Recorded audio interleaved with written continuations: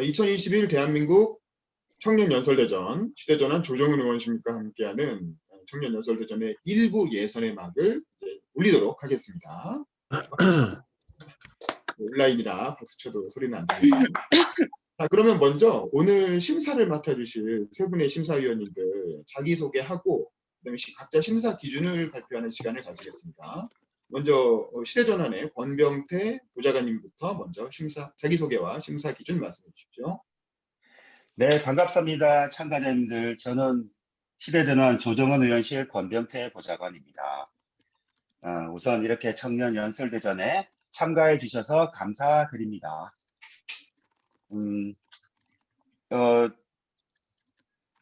제가 지금 심사표를 이전에도 봤고 지금도 보고 있고 또 이렇게 그 효율적인 진행을 위해서 심사표를 한 파일에 막 다 복사를 쫙 해놨어요. 그러면서 이제 하면 진행될 때마다 연설자 이름을 적고 점수를 매기고 이렇게 할 거예요. 근데 제가 어떻게 할까? 요 심사 기준들이 있어요. 공개하셨죠? 네, 공개해도 됩니다.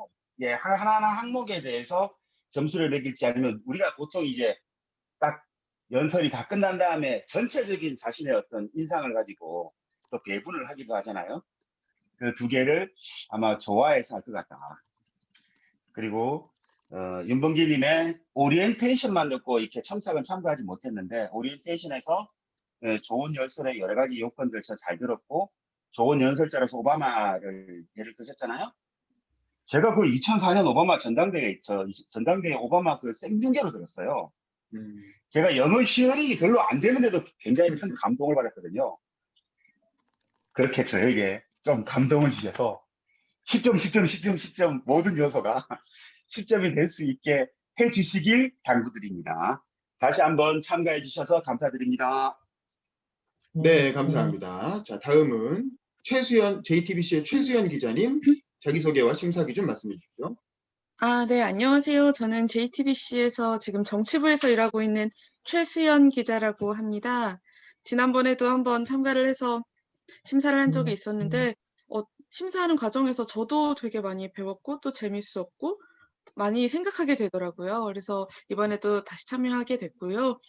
저는 지금 이번에 하는 내용은 스피치 능력, 그러니까 얼마나 이거를 잘 전달력 있게, 그러니까 소구력 있게 전달하느냐를 좀 많이 보려고 합니다. 이를테면 그냥 읽는 거 말고 당당하게 얘기를 하되 좀 자연스럽게 청중과 대화를 하듯이 그냥 카메라 앞에서 읽는 게 아니라 그런 부분들을 좀 보고 싶고요. 그리고 스토리 전개 부분이 얼마나 논리적인지, 또 사례를 많이 드시잖아요. 도입에. 사례와 주장하고자 하는 내용이 매끄럽게 연결이 되는지 이런 부분들, 그리고 그런 거를 다 포함을 했을 때 제 마음을 터치한다. 그러니까 방금 전에 권 보좌관님이 감동을 주는 연설 얘기하셨는데 저 또한 제 마음을 이렇게 터치하는 그런 연설이 있다면은 열심히 10점을 드리겠습니다. 네, 잘 부탁드립니다. 네, 감사합니다. 다음 우리 연설대전의 베테랑 단골 심사위원이신 김세진 변호사님 자기소개와 심사 기준 말씀해 주십시오. 네, 안녕하십니까. 저는 현재 법무법인 태평양이라는 로펌에서 외국 변호사고 국제 변호사로 일을 하고 있는 김세진 변호사라고 합니다. 매번 청년 연설대전 또는 청소년 연설대전, 어린이 연설대전의 심사위원으로 초대받으면서 과연 제가 자격이 있는가라는 생각을 자꾸 해보게 되는데 전 잘 모르겠습니다. 자격 기준을 잘 모르겠고 매번 하는 얘기가 똑같은데 오늘도 심사기준표를 보니까 지금 몇 년째 바뀌지 않고 있는 이 심사기준표인데요. 이 얘기를 잘 뜯어보면 세 가지로 또 나눠볼 수 있을 것 같습니다. 이게 아리스토텔레스의 수사학에 보면 대중을 설득하기 위해서는 세 가지 요소가 있다고 하죠. 그래서 로고스, 페토스, 에토스. 그래서 어떤 논리적인 전개력, 그 다음에 감정적인 호소력, 그리고 중요한 게 에토스인데 그 사람의 캐릭터, 뭔가 말로 할 수 없고 논리로 할 수 없는 그 이외에 또 다른 것들이 있습니다. 예컨대 가장 효과적인 연설 같은 경우는 예전에 주시경 선생이 그랬다고 합니다. 자기 학교에서 이제 청년들이 막 떠들고 있고 막 싸움이 났는데 이거를 아무도 말리지 못하고 있는 상태에서 주시경 선생이 그 앞에서 한마디 했다고 합니다. 학생 여러분, 이걸로 모든 게 다 끝났다고 그래요. 그 상황이 다 해결이 되고 학생들이 이제 다 잠잠해지고 집으로 돌아갔다고 합니다. 학생 여러분이라는 그 한마디로 이거는 뭐 로고스도 아니고 페토스도 아니고 감정도 아니고 이성도 아니고 그 사람의 캐릭터요, 그 사람의 에너지거든요. 그 세 번째는 상당히 어렵습니다. 어렵지만 짧은 기간 내에 그런 걸 어떻게 만들 수 있겠는가. 그 고민도 좀 필요할 것 같습니다. 뭐 예컨대 저는 공직에 나가본 적이 없지만 예전에 반장 선거를 할 때 항상 그랬던 것 같아요. 서로 얼굴을 다 모르는 상태에서 제일 처음 나와서 애들이 웅성웅성 떠들고 있을 때 다들 그 기조화를 할 때 저는 한 10초간 침묵으로 있었어요.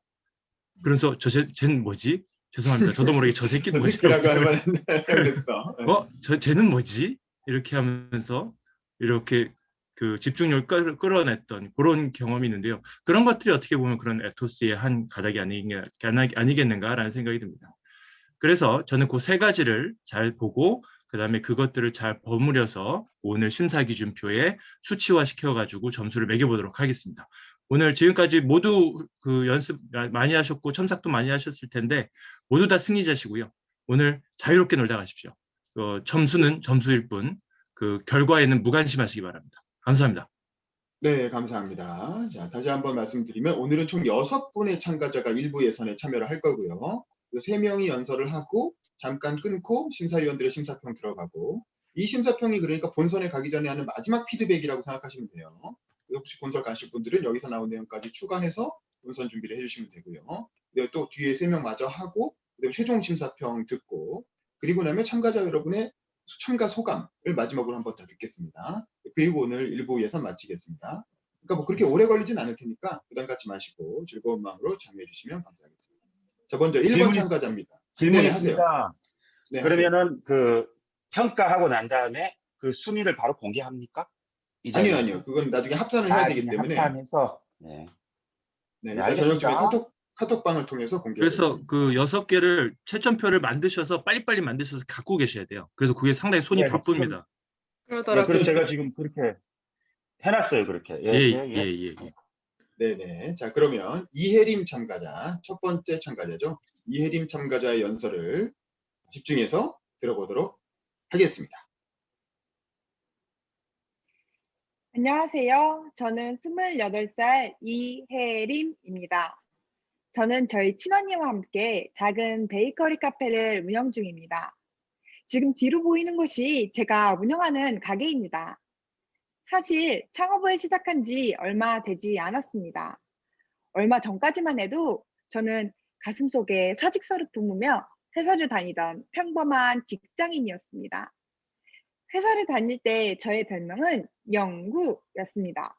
일은 잘하지만 영혼이 너무 없어서 영혼구함의 약자로 동기나 선배들이 제 이름이랑 합쳐서 영구림, 영구림 하고 부르곤 했습니다.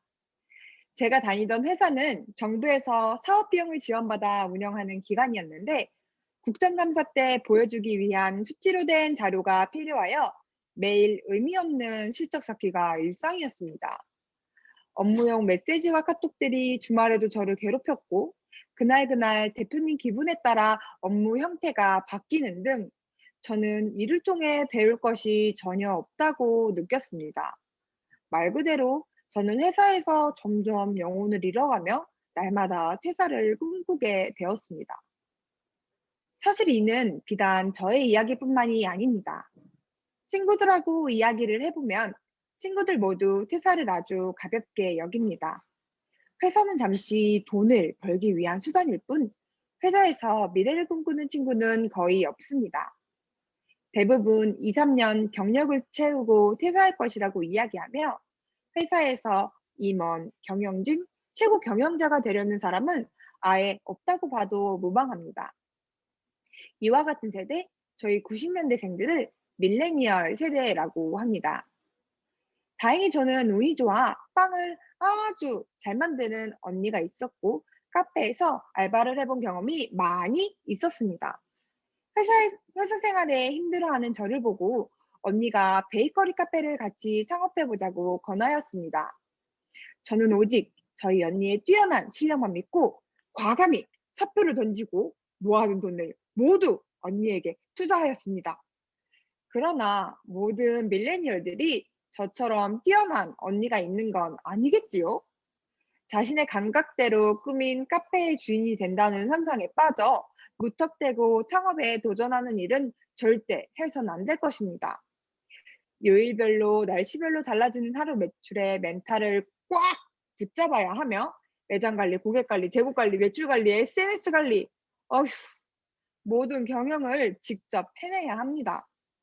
창업 또한 재미있고 흥미로운 선택인 건 분명하나 하루에 14시간 이상 일할 각오가 없다면 창업을 쉽게 생각해선 절대 안 될 일입니다. 그렇다면 우리 밀레니얼 세대는 도대체 어디서 어떤 미래를 그려야 할까요?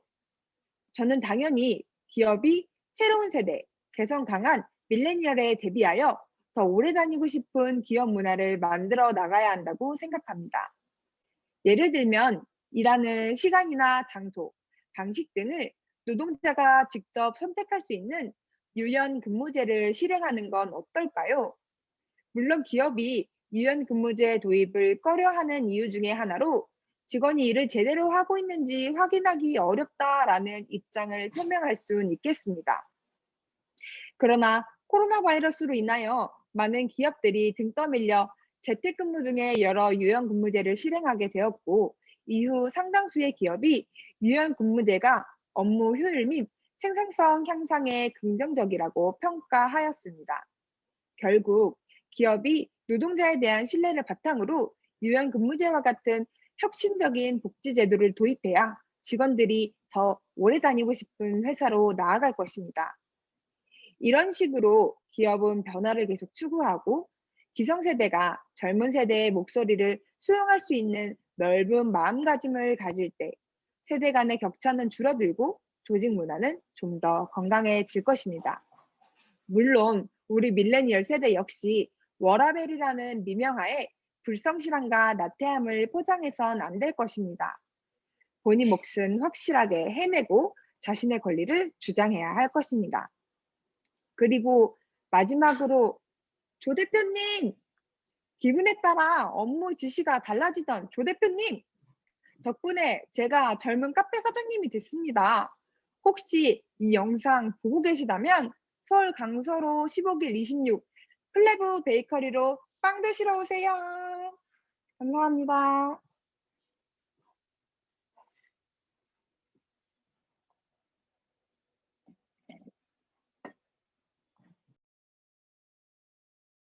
네, 수고하셨습니다. 바로 이어서 두 번째 참가자의 연설 들어보겠습니다.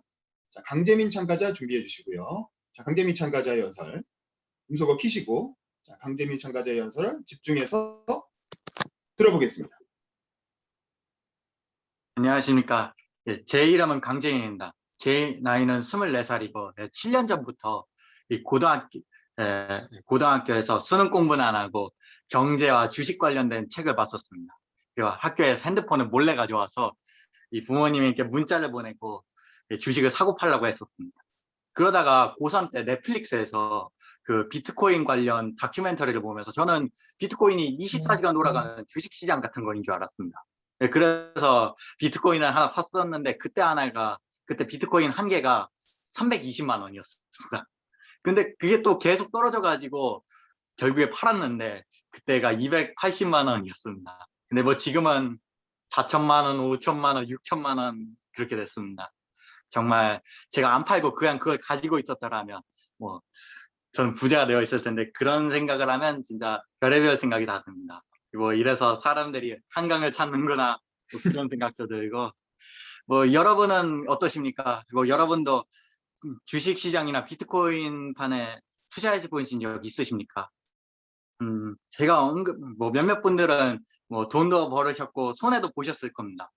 근데 제가 언급드리고 싶은 문제는 저희가 작년부터 이 코로나가 시작되면서 비트코인이나 주식시장 붐이 일어났는데 저희 2030 세대들은 제대로 된 이 경제교육, 금융교육을 제대로 배우지 못한 채 일단 뛰어들고 봤다는 겁니다. 그래서 많은 분들이 지금 막 손해를 보셔가지고 지금 비트코인이 한참 떨어져가지고 손해를 보셔가지고 절망이나 우울감에 빠져 계실 텐데 지금 이거는 언론 통계를 봐도 알 수 있습니다. 이게 그 현재 상담 의료기관인 한국도박문제관리센터에 지금 작년 1월부터 3월까지 신청된 상담 건수만 1,300건이라고 합니다. 근데 작년 1월부터 3월까지에는 상담 건수가 650여 건이었습니다. 그러니까 1년 만에 갑자기 2배로 급증했습니다. 지금 이렇게 많은 이들이 지금 통계가 특별 세대가 겨냥하지 않았지만 많은 이들 중에서도 저희 2030 세대는 특히 이 경제나 금융 관련 쪽에 지식이나 경험 같은 걸 쌓을 기회가 없었으니까 특히 더 취약합니다. 근데 4050 세대들한테도 그렇게 딱히 지혜를 얻을 수 있다고 저는 생각되지 않습니다. 왜냐하면 7, 8년 전 제가 고등학교 때 막 TV에서 국회의원들이 경제민주화 해야 됩니다 이렇게 외쳤는데 경제민주화에 대해서 제대로 설명할 줄 아는 국회의원들은 한 명도 못 봤습니다. 그래서 저는 국내에서 아니라 해외에서라도 수입해서 배워야 된다고 생각했습니다. 그래서 해외에서 이 전 세계적인 금융권을 장악하고 있는 사람들, 그 사람들은 유대인들이었습니다. 제가 고등학교 때도 갑자기 출판 시장에서 유대인식 교육을 배워야 된다, 유대인식 말하기를 배워야 합니다, 유대인처럼 생각하는 법을 배워야 한다, 이런 책들을 막 찍어댔었는데 근데 그런 책들이 거의 영양가는 없었고 그냥 두루뭉실한 내용만 있었습니다. 그런데 그 두루뭉실한 내용들을 쓴 사람들, 근데 그 사람들은 대부분 일본인들이었습니다. 저희 인터넷에서 저희 한국인들과 일본인들을 비교할 때 저희 한국인들은 성공한 자영업자다 이렇게 얘기를 하는데 일본인들은 건물주다 이렇게 얘기를 합니다. 우리가 성공한 자영업자면 일본인들은 건물주다 이렇게 얘기를 합니다. 저는 이걸 보면서 저희 2030 세대뿐만 아니라 지금 심지어 초등학교까지 다 건물주가 막 꿈이다라고 이야기하는데 건물주가 어떻게 되는지는 제대로 교육을 받아본 적이 없습니다. 그래서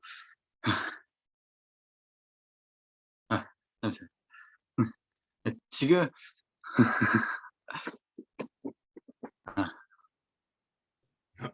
저는 지금이라도 2030 세대들이 정부에서 국가에서 공식으로 공인 인증받은 그런 경제 금융 관련된 교육을 배워야 한다고 생각합니다. 금융 교육을 받으면 모두가 성공한다는 그런 내용은 아닙니다. 제가 연설하고 싶은 이유는 나중에라도 여러분이 성공할 기회를 잡은 사람들도 있겠지만 놓치는 분들도 계시겠죠. 그때가 됐을 때 아쉬워는 할 수 있을런정 후회하는 일은 없도록 했으면 좋겠습니다. 그래서 제가 이렇게 연설을 하는 이유입니다. 감사합니다. 네, 수고하셨습니다. 자, 바로 이어서 세 번째 참가자 박정훈 참가자 연설 들어보겠습니다. 점수고 키시고 준비해 주시고요. 자, 박정훈 참가자 연설 집중해서 들어보시죠. 안녕하십니까. 대한민국에서 아이 3명을 키우고 있는 만 38세 청년가장 박정훈입니다. 저는 서민 다자녀 가장의 외침이라는 제목으로 제가 겪은 이사회의 끝판왕, 부동산 양극화에 대하여 이야기해 볼까 합니다. 어릴 적 어머니 없이 어렵게 자란 저는 집 밖에 있는 푸세식 화장실이 무서워 아무도 없는 골목에서 용변을 봤던 경험이 있습니다. 여기서 용변은 큰 걸 말합니다. 네, 똥을 쌌습니다. 소장부터 똥 얘기해서 죄송합니다. 저는 단지 컴컴하고 구더기 있는 푸세식 화장실이 화장실 귀신의 빨간 휴지 줄까 파란 휴지 줄까 이야기에 더불어 공포 그 자체였습니다. 그러다 그렇게 산동네에 살던 할머니와 두 손자는 이웃들의 도움으로 강남의 영구임대 아파트에 이사 오게 되었습니다. 구더기 없고 환하고 깨끗한 화장실과 작지만 깨끗한 주거 환경에 너무나도 행복했습니다. 그러기에 요즘 뉴스와 기사를 볼 때마다 이 사회에 대한 분노와 안타까움을 금치 못하고 있습니다. 오래되고 낮은 아파트를 새롭고 높은 아파트로 재건축하여 많은 사람들이 깨끗한 주거 환경에서 살게 되는 것은 맞습니다. 그러나 자가가 아닌 임대에 산다고 장벽과 세구로 구분짓고 출입구와 승강기를 따로 이용하고 관리비를 적게 내니 헬스장과 같은 커뮤니티 시설도 따로 요금을 받는다는 것입니다. 과연 이게 바른 처사입니까? 제가 어릴 적 살았던 강남구에선 더 가관입니다. 어떤 혜택과 인센티브를 줘도 임대주민과 함께 사는 재건축은 거부한다고 합니다. 내 돈 가지고 돈 없는 사람 주택 만들어 나눠주는 거라고. 강북이나 저기 변두리 아파트에서나 그렇게 하지 왜 하필 강남같이 비싼 땅에서 질 떨어지게 그러냐고 인터뷰하는 뉴스를 보았습니다. 이런 게 권리입니까? 아니면 탐욕입니까? 몇 년 전부터 부동산 법인이 SNS를 통하여 다자녀 특별지원금이라는 미명으로 무주택 다자녀 가정을 모집하여 분양대금을 다 내주고 1억 원의 지원금까지 주며 생애 최초 다자녀 가정 특별공급으로 분양한 후 부동산 명의 신탁 약정을 받고 전매 제한 기간이 끝난 후 명의 이전 받는 부동산 투기 세력이 대놓고 판을 칩니다. 심지어 10년 전매 제한 기간 동안 보유세, 양도소득세, 건강보험료 다 내주고 어차피 공실인이 들어와서 관리비만 내고 살라고 합니다. 제가 보기엔 명백한 부동산 실명법 위반인데 괜찮다고 합니다. 현재 그렇게 살고 계신 분들도 많다고 합니다. 솔직히 솔깃하지 않겠습니까?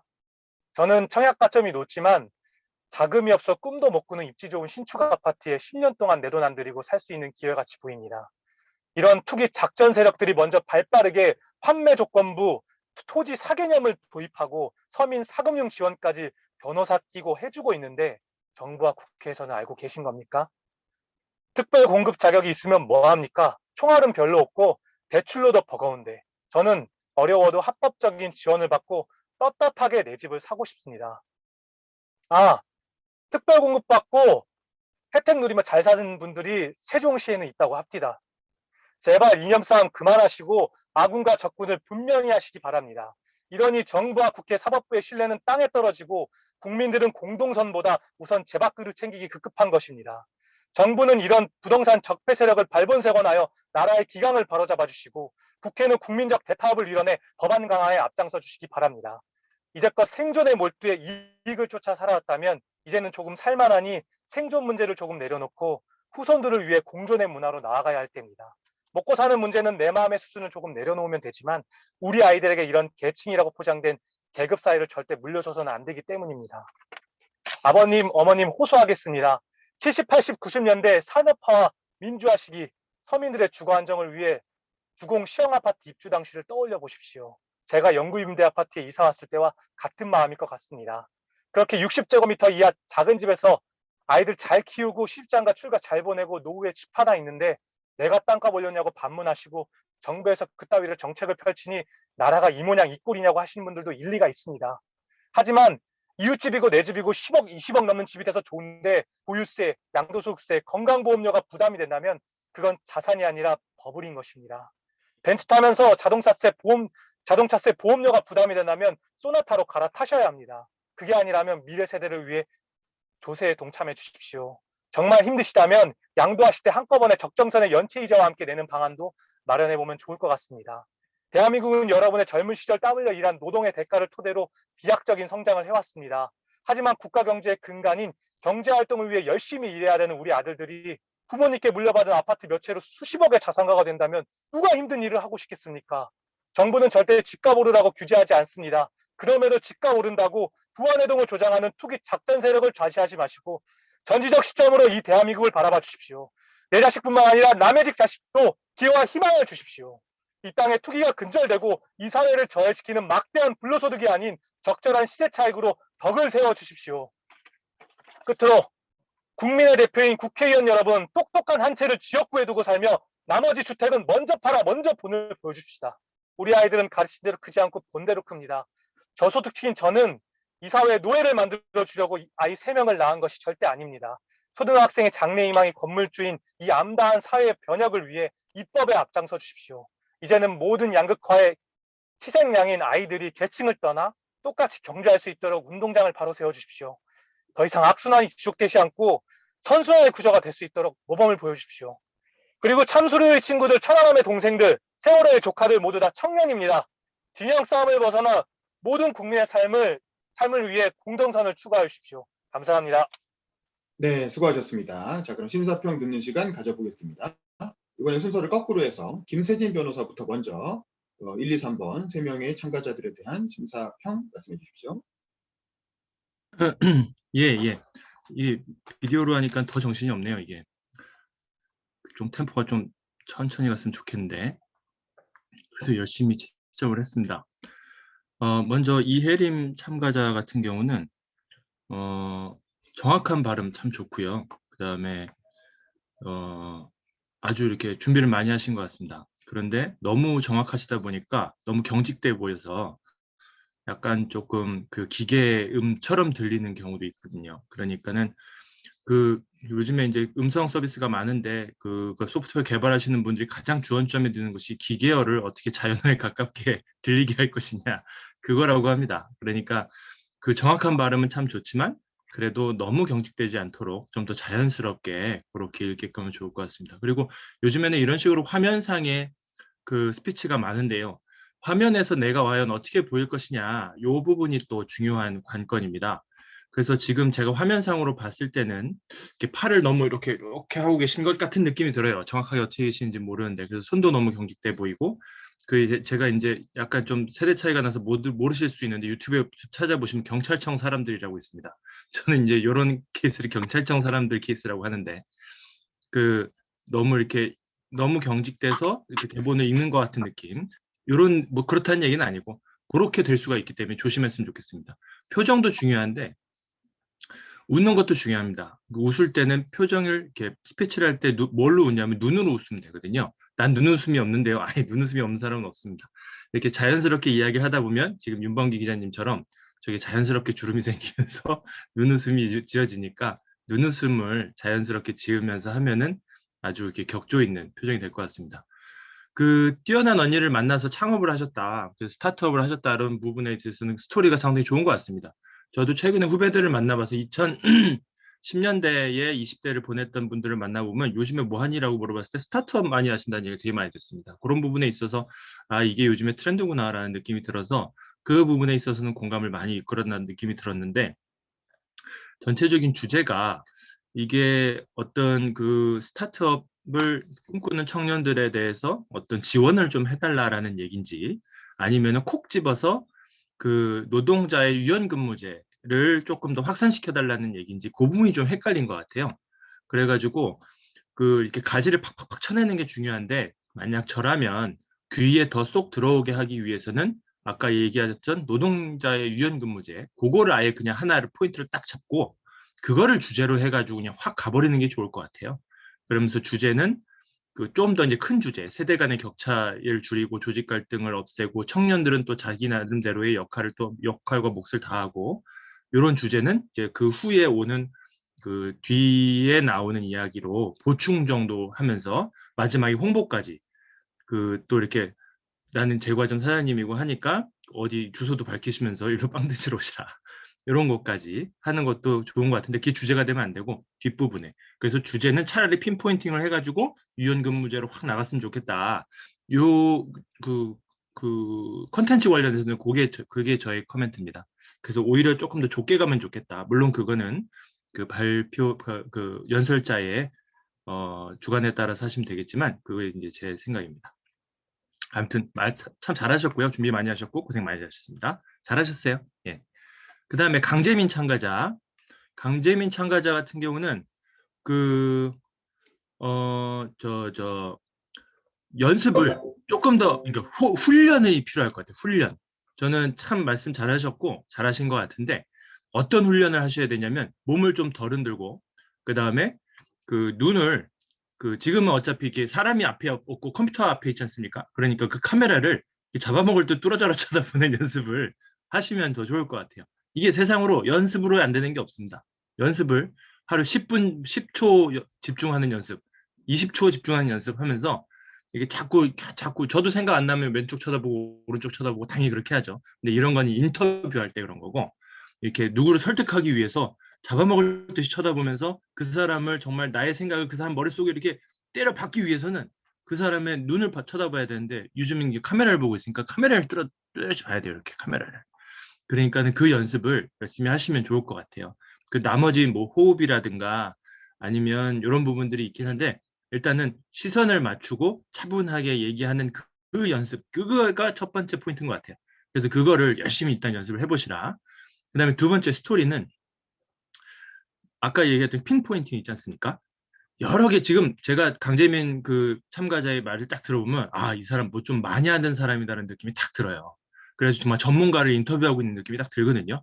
그 다음에 고등학교 때부터 주식과 비트코인 이런 부분에 투자에 일가견이 있다라는 부분이 저는 딱 느껴집니다. 이게 이분 전문가다라는 느낌이 들어지는데 그렇게 많은 것을 아는 새 다 알고 얘기하면은 시간도 없고 이 사람이 무슨 얘기를 하고 싶은 거지라고 알아먹기도 좀 어렵습니다. 그러니까 많이 아는 것 중에 한 개만 딱 잡아서 그 한 개만 한 놈만 팬다라는 얘기 있잖아요, 그죠?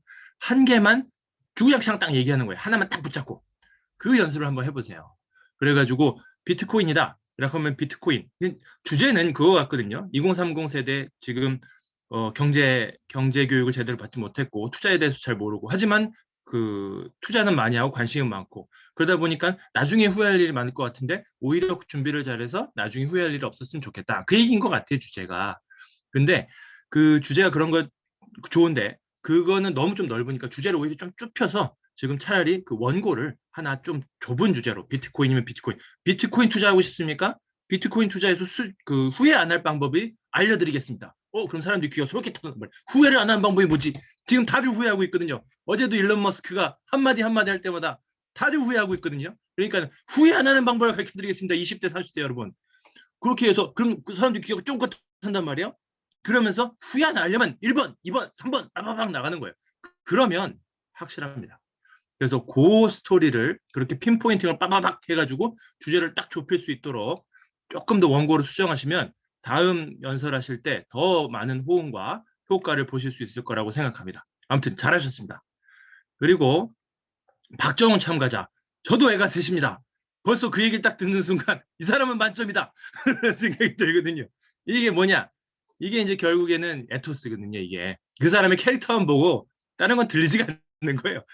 그 마음이 한번 꽂히면 끝나는 겁니다.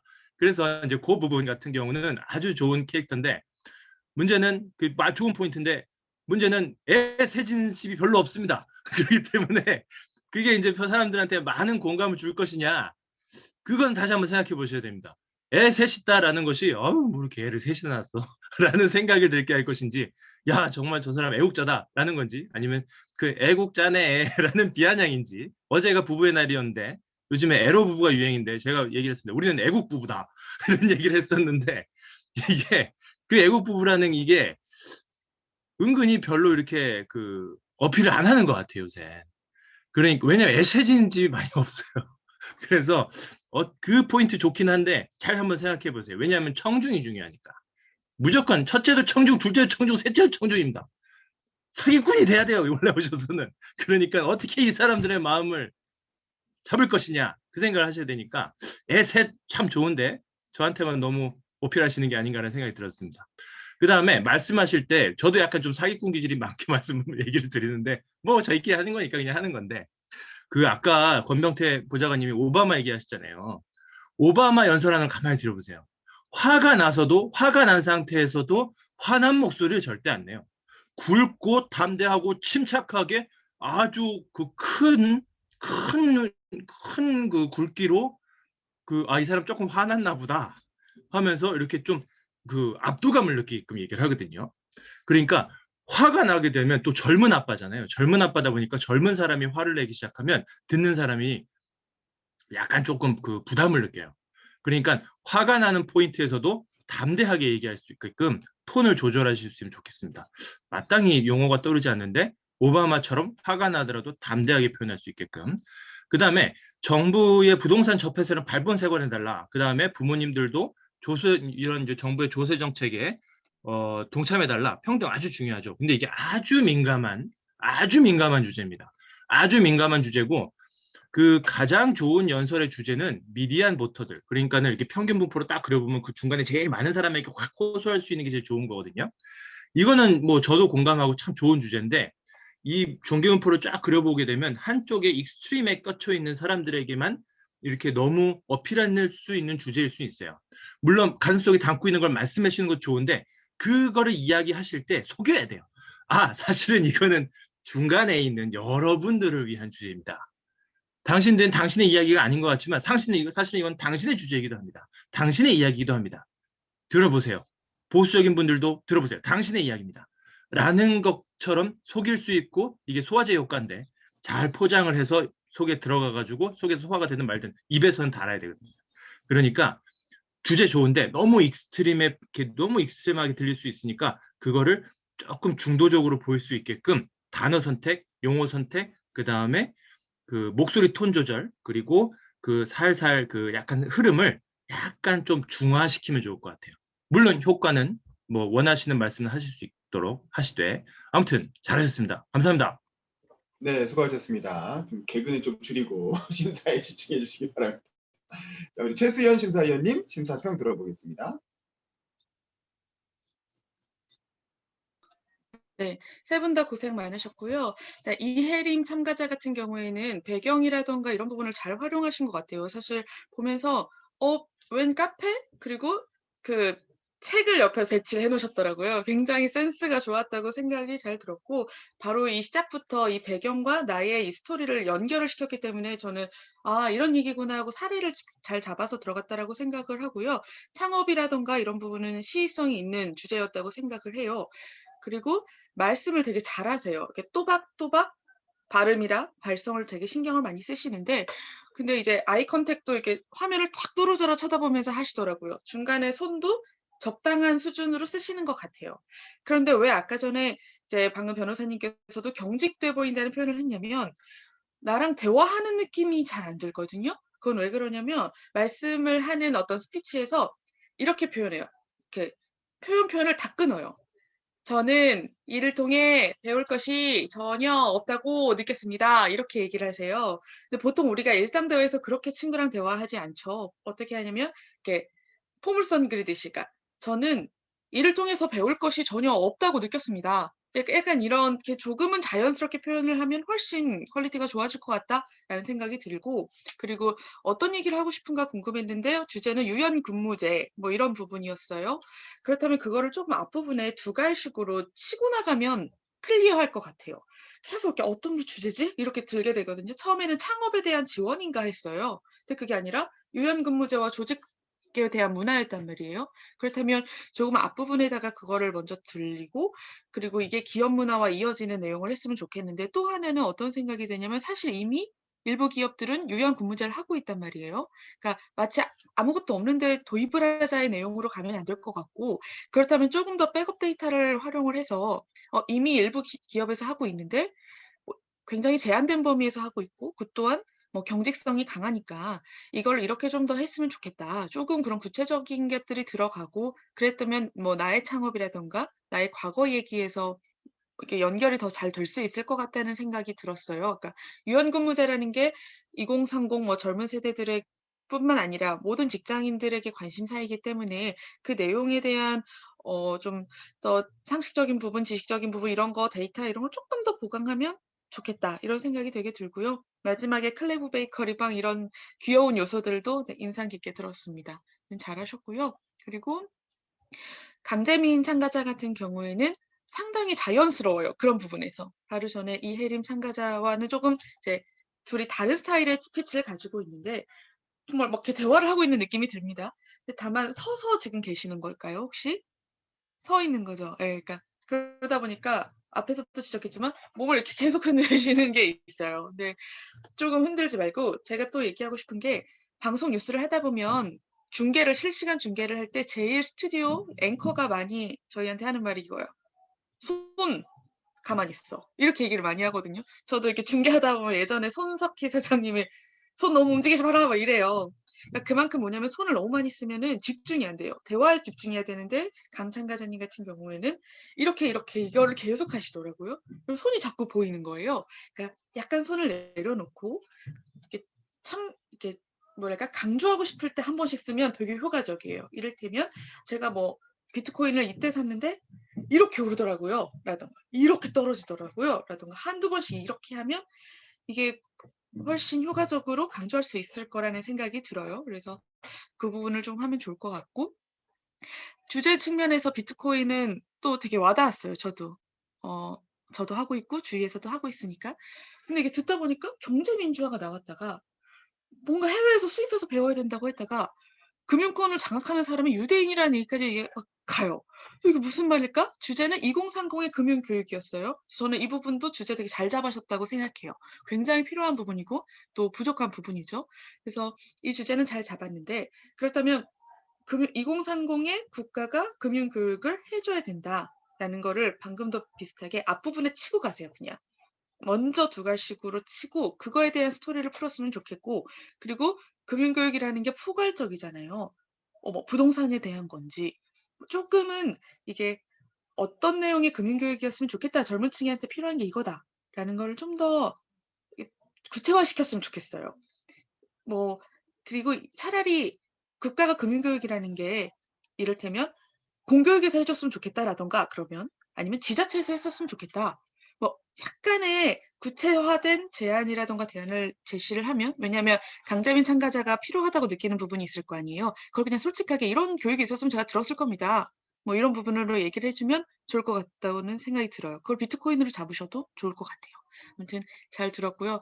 그냥 강자민 참가자 같은 경우에는 되게 연설의 열정과 열의와 노력 같은 게 많이 느껴져서 그거는 굉장히 잘 전달됐다고 생각을 합니다.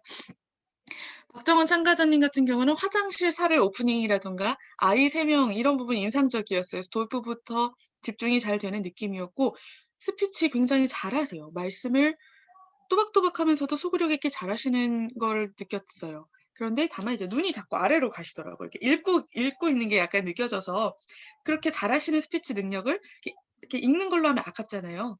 그래서 그냥 본인은 어차피 다 아시는 내용이더라고요. 그래서 그런 부분을 했으면 좋겠다는 생각이 들었고, 무주택 다자녀 가정의 정책이라던가 법 얘기가 다소 어렵게 느껴졌어요. 제가 잘 몰라서일 수도 있는데, 근데 보통 방송이든 뉴스든 이런 대중 스피치는 연령대를 기준을 중학생 15살 이 정도로 평균을 잡아요. 그래서 아무리 어려운 금융권 뉴스도 저희가 중학생이 할 수 있는 내용으로 어떻게든 풀어내려고 막 고민을 하거든요.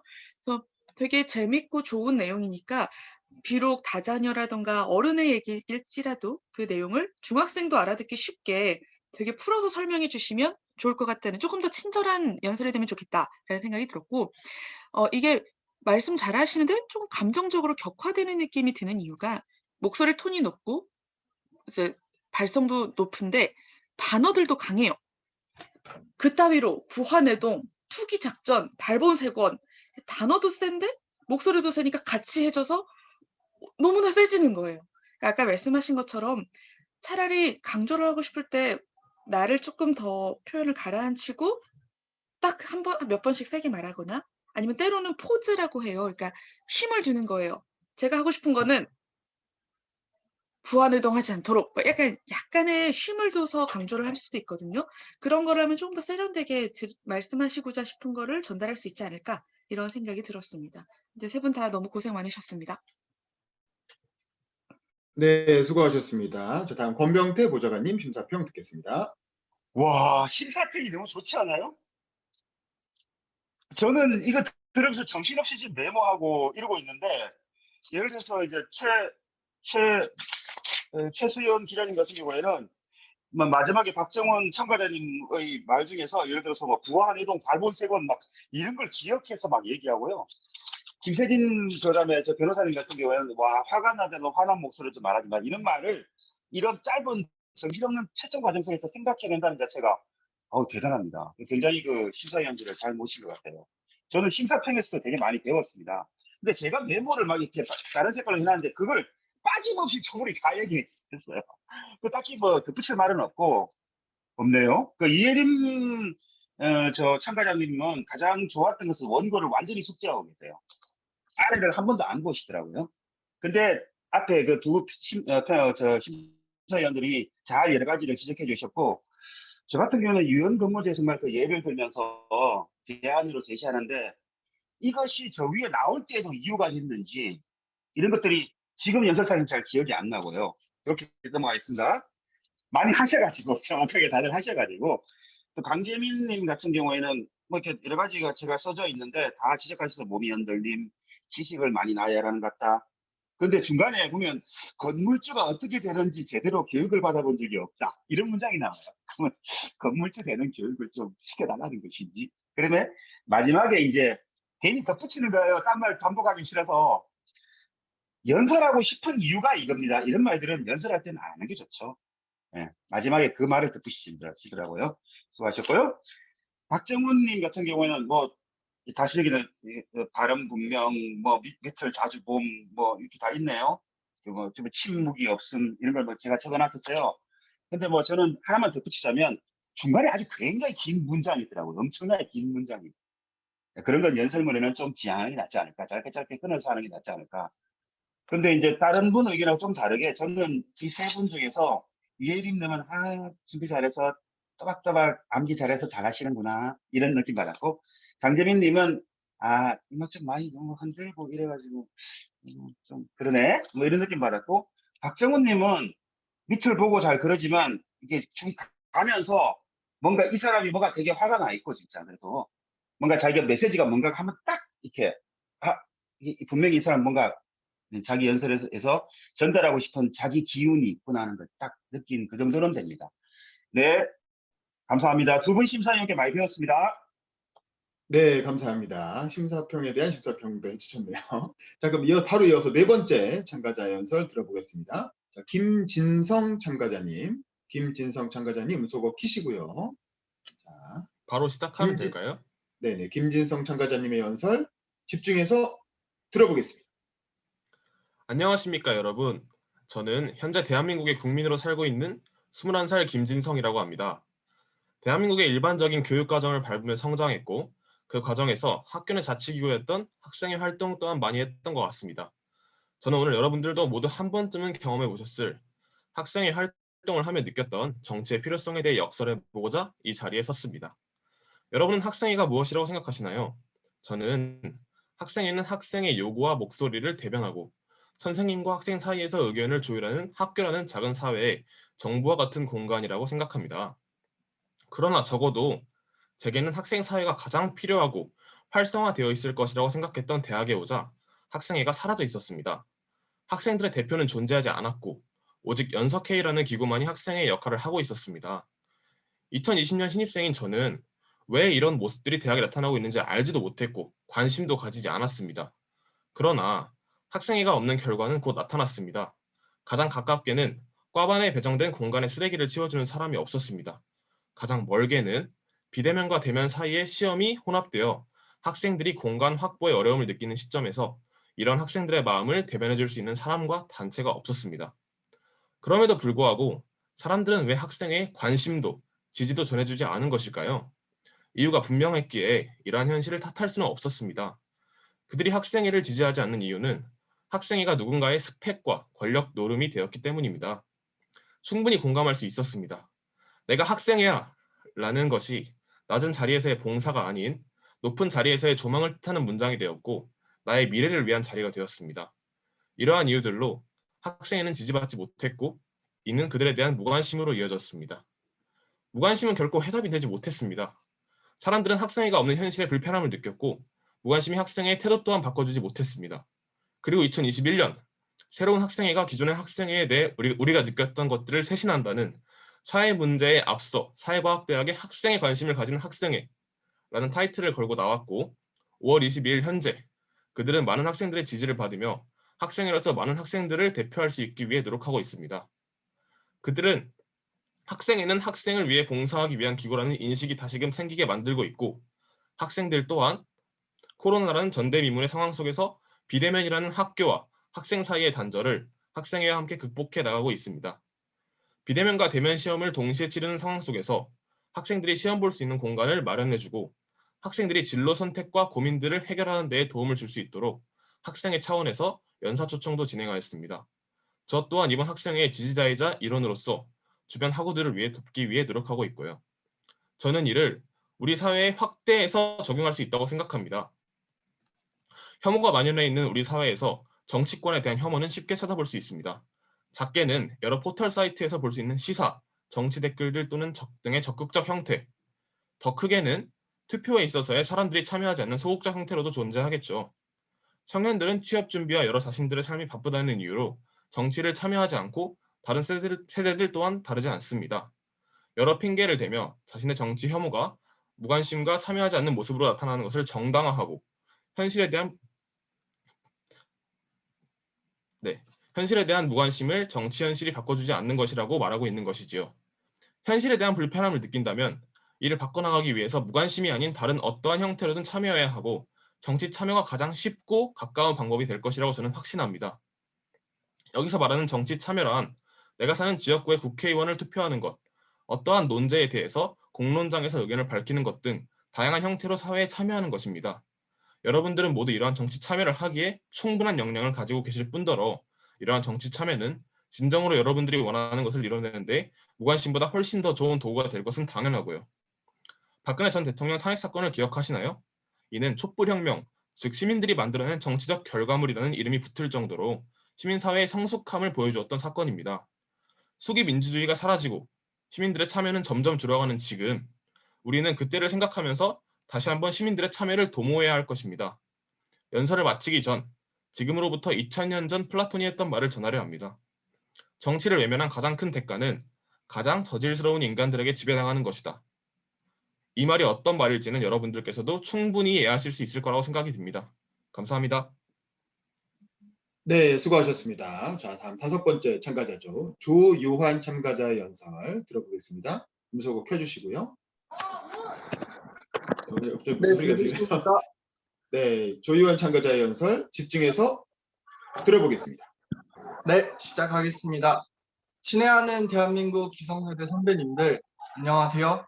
저는 잠깐 이 비디오 자- 좀 켜주세요. 잠깐만요. 비디오 좀 켜주세요. 비디오 꺼져 있습니다. 자, 네. 다시 시작하겠습니다. 혹시 지금 비디오 꺼져 있나요? 이렇게 하면? 네, 꺼집니다. 네. 네, 다시 시작하겠습니다. 친애하는 대한민국 기성세대 선배님들, 안녕하세요. 저는 이 자리에 정치가 아닌 삶을 얘기하러 나왔습니다. 선배님들, 혹시 벼락거지라는 말을 들어보셨나요? 지금 청년들 사이에서 벼락거지라는 말이 유행하고 있습니다. 벼락거지라는 말의 뜻은 불과 몇 년 사이에 부동산 가격이 굉장히 많이 올라 청년들이 하루아침에 거지와 같이 내 집을 마련할 수 없게 됐다는 뜻입니다. 불과 몇 년 사이에 평균 6억을 하던 서울의 아파트는 지금 12억을 넘고 있습니다. 그러나 좋은 일자리, 안정된 일자리는 점점 사라져만 가고 있습니다. 존경하는 선배님들, 지금 불과 몇 년 사이에 선배님들과 저희의 삶은 너무나 달라졌습니다. 지금 저희는 아무리 노력을 해도 서울에 집을 살 수 없습니다. 지금 저희는 어떠한 노력을 해도 저희의 삶을 바꿀 수가 없습니다. 물론 그때나 지금이나 내 집 마련을 하는 것은 매우 어려웠을 것입니다. 그러나 지금보다 더 많은 기회가, 더 적은 세금이, 더 많은 대출이 있었다는 것은 분명합니다. 존경하는 선배님들, 과연 청년들이 원하는 공정은 무엇일까요? 청년들이 원하는 부동산에서의 공정이란 이제 지금의 제도를 개선을 하고 이제 죄송합니다. 조금 이따가 혹시 다시 해도 괜찮을까요? 죄송합니다. 괜찮아요. 그러면 네네. 그러면 바로 이어서 하실래요? 아니면은 한 턴 밀어서 다음번에 다시 하실래요? 처음부터 다시 하실래요?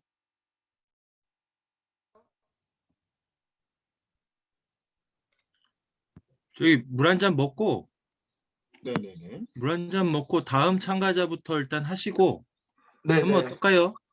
네, 다음 네, 알겠습니다. 예, 유한님 물 한 잔 드시고 조금 네네네, 감정을 알겠습니다. 가라앉히고 오시는 게 좋을 것 같아요. 예, 예. 네, 자, 그러면 알겠습니다. 류호상님 준비해 주세요. 류호상님 준비해 주시고, 자, 음소거 키시고, 자, 류호상님 연설 먼저 듣고 다시 조요한님으로 가겠습니다. 자, 류호상님 준비, 시작. 네, 안녕하세요. 핵모 전문가 류호상, 뇌병면 장애인 류호상, 인권 지킴이 류호상, 뇌병면 장애가 있기에 국제내교육종합대학원 대학교 지구경영학과 홍익정치, 홍익사상, 홍익문화 석사 과정을 배우고 있는 류호상입니다. 모든 사람들은 뇌를 가지고 있지만 뇌를 잘 활용하지는 못하시는 것 같아 참여하게 되었습니다. 심사위원 여러분들은 타인을 미워하거나 사랑하신 적이 계십니까? 우리의 마음은 양면성이 있고 다양성이 나옵니다. 미워하는 마음이 행동화가 된다면 강요와 강제, 폭언, 폭행으로 이어집니다. 그 반대로 사랑하는 마음이 행동화가 된다면 이로운 언어, 이로운 행동으로 이어집니다. 저는 한국을 사랑하기에 이번 서울시장 보궐선거 토론을 보았습니다.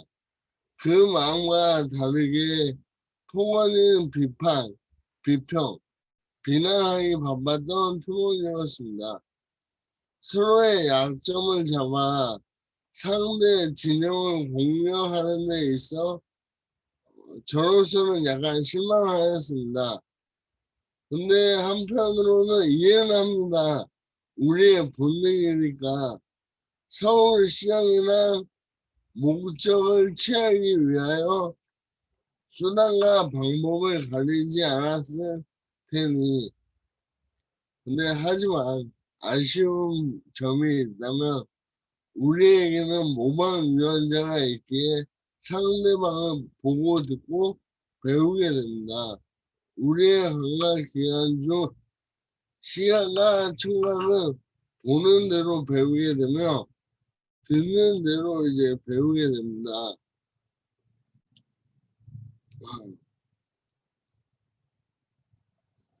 위약 효과 중 노시보 효과와 플라시보 효과가 우리에게 큰 영향을 미칩니다. 그 효과는 개인에게만 미치는 영향도 있지만 상대방에게 미치는 영향도 있습니다. 그리하여 저희가 지금 연설을 하여 심사위원 여러분들을 설득하기 위한 전략으로 쓰이고 있습니다.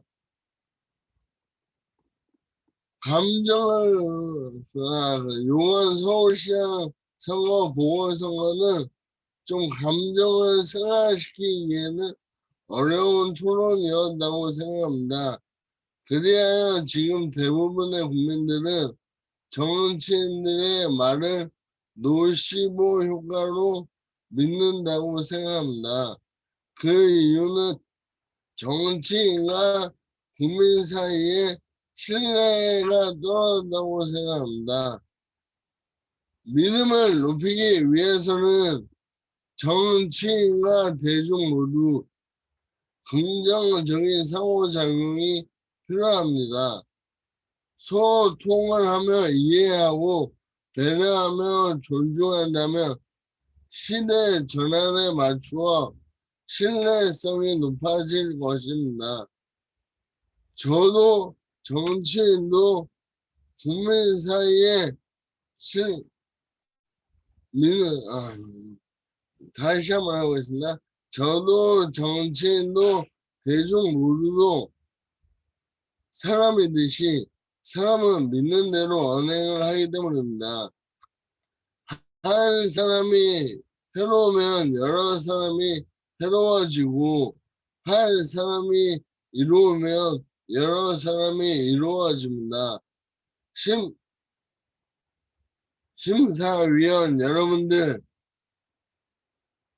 심사위원 여러분들님, 제 연설을 플라시보 효과로 느끼셨다면 손 하트를 날려주시면 감사하겠습니다. 공익은 자기 자신을 포함한 모든 존재를 이롭게 하는 것입니다. 공익 정신은 서로 간의 플라시보 효과에서 생겨납니다. 여러분들도 모든 존재 간의 플라시보 효과로 생각하신다면 서로에게 믿음이 생기게 됩니다.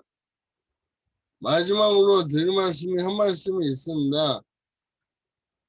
국민의 마음에서 국가의 길을 만들어지며 우리의 작은 이로운 관심으로 희망찬 정치를 만들 수 있습니다. 공익을 배운 저 또한 제 운명이 이끄는 데까지 최선을 다하겠습니다. 감사합니다. 사랑합니다. 네, 수고하셨습니다. 자, 다시 조요한 참가자한테 넘어가 보겠습니다. 자, 조요한 네, 참가자. 죄송합니다. 감정 가라앉히고 왔습니다. 다시 네, 시작해도 자. 괜찮을까요? 네, 준비. 네. 시작. 안녕하십니까. 친애하는 대한민국 기성세대 선배님들, 저는 이 자리에 진보, 보수가 아닌 삶을 이야기하고자 나왔습니다. 선배님들, 혹시 벼락거지라는 말을 들어보셨나요? 벼락거지라는 말은 집값이 최근 사이에 너무 많이 올라서 청년들 스스로 거지가 된 것이 다름없다. 나는 집을 마련할 수 없다는 신조어입니다. 날이 갈수록 좋은 일자리는 줄어만 가는데 집값은 하늘 높은 줄 모르고 연일 올라가고 있습니다. 불과 4년 사이에 평균 6억 했던 서울 아파트는 오늘은 12억을 넘어가고 있습니다. 평범한 사람의 월급으로는 30년을 단 한 푼도 쓰지 않고 모아야 합니다. 조금 더 기다려달라는 기성세대의 말을 믿었건만 돌아오는 것은 LH였습니다. 존경하는 선배님들, 불과 몇 년 사이에 선배님들과 저희가 사는 세상은 너무나 달라졌습니다. 물론 어느 세대나 내 집을 마련한다는 것은 너무나 어려운 일입니다. 그러나 지금보다는 더 많은 대출, 더 안정된 일자리, 더 적은 세금을 내고 살 수 있었던 것은 분명합니다. 저희가 바라는 것은 강남 아파트가 아닙니다. 한강변의 아파트도 아니고 압구정, 목동의 재건축 단지가 아닙니다. 그저 저희가 태어난 곳, 그저 저희의 추억이 쌓여 있는 곳에서 앞으로도 살아가길 원할 뿐입니다. 그런데 이미 집값은 하늘에 올랐고 기성세대 분들께서는 저희에게 집을 사는 것은 투기다, 지나친 욕심이다라고만 하십니다. 이미 서울의 부모님이 집을 가지고 있는 것 자체가 최고의 스펙이 되었는데 그럼 저희는 언제까지 기다려야 할까요? 저는 저희에게 집이란 1만 시간의 노력으로도 도달할 수 없는 최고의 스펙이며 이룰 수 없는 꿈이 되었습니다. 저는 아직도 불과 6개월 사이에 전셋값이 2억이 올라서 더 좁은 집으로, 더 낡은 집으로 방을 옮긴다는 친구의 말을 잊을 수가 없습니다. 집주인에게 연락이 올 때마다 집을 비워달라는 것은 아닌지 노심초사했던 저의 월세살이 경험을 잊을 수 없습니다. 평범하게 공부했습니다. 아등바등 남들이 원하는 시험에 합격했습니다. 그러나 저희 세대는 진작 집을 사지 못했기 때문에 오늘 벼락거지가 되었습니다.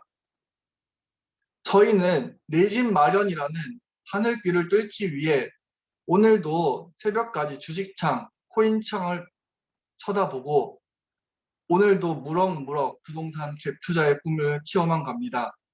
지금 청년에게는 내 집 마련의 희망이 필요합니다.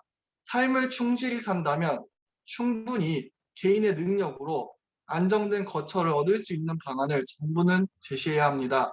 지금 월세살이지만 나아간다면 노력만 한다면 집을 살 수 있는 주거 사다리가 복원되어야 합니다. 물론 모두가 집을 사야 한다고 물을 수 있습니다.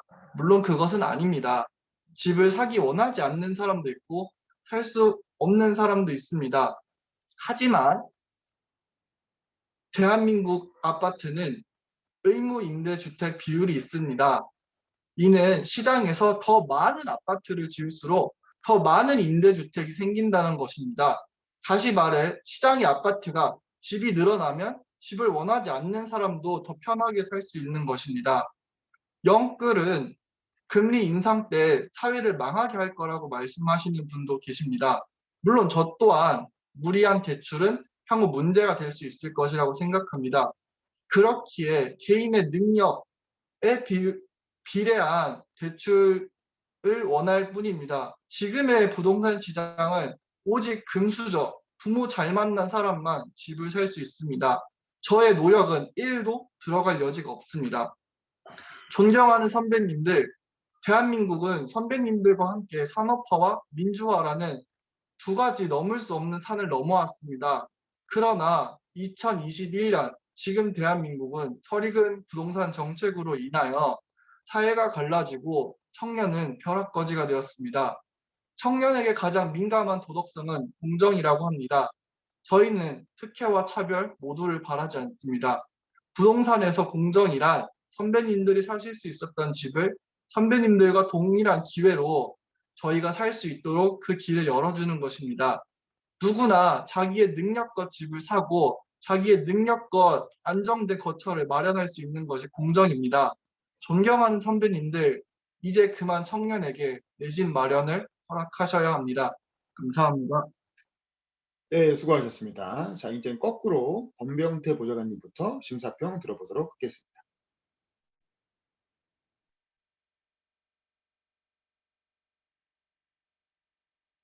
자, 권병태 보좌관님. 네, 세 분 다 수고하셨습니다.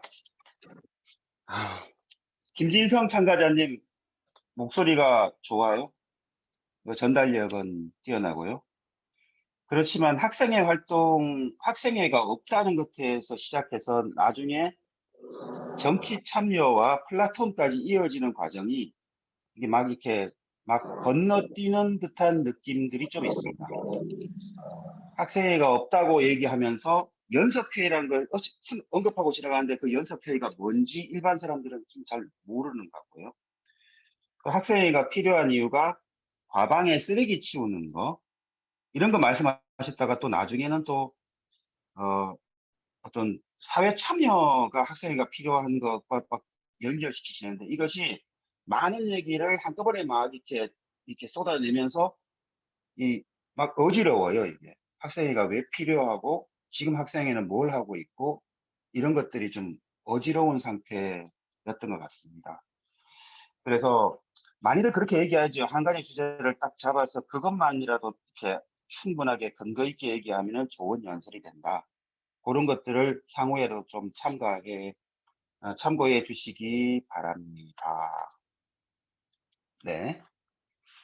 그리고 류호상 참가자님 스스로가 좀 굉장히 인상적이었어요. 이 연설 대전에 스스로가 장애인이라고 밝히는 분도 들어오는구나. 근데 조용한 놈이 보이는데 지금 계속 그렇습니다. 그런 말씀을 하시려는 것 같아요. 모두 사람의 마음은 전해지는 거니까 배려하고 존중하는 마음이 전해지도록 하고 또 이렇게 그러면서 이렇게 이 시대전환이 주최하는 행사이기 때문에 시대전환을 하자 이런 말씀도 하시고 또 한 사람이 새로우면 여러 사람이 새롭게 하자 이런 말씀을 하셨습니다. 그러면서 이렇게 손짓도 하시고 저는 유호상 참가자님의 연설은 집중해서 들었습니다. 그거는 유호상 참가자님의 특성 이런 것과 관련된 것이고 그거는 어쩔 수가 없는 거예요. 정말 들었고 근데 정말 준비를 많이 하셨구나. 이렇게 뭐 손동작 이런 것도 연습해가지고 하셨고 이렇게 노력한 흔적들이 보인다. 그렇지만 조금 더 연설이 왜 이렇게 뭐 모두가 따뜻한 마음을 가지자 이런 것들이 지금 이 시기에 좀 딱 필요한 주제인가에 대해서는 좀 생각을 해봤습니다. 그러니까 모두 착한 마음 갖고 남들을 위하고 살자 이런 말들은 되게 좋은 말일 수 있지만 그래도 이게 요상 참가자님이 만약에 현재 어떤 자신의 상황에 근거해서 오히려 죄송합니다만 뭐 발달 장애인의 문제랄지 이런 것들을 얘기하면 더 제가 가슴을 쳤지 않겠는가 이런 생각하지만 정말 이렇게 준비 많이 하시고 이렇게 한 흔적들이 좀 보여서 집중해서 들었습니다. 조요한 참가자님, 배경부터가 무슨 아파트예요? 그리고 네. 처음에 예, 되게 준비를 하신 거죠.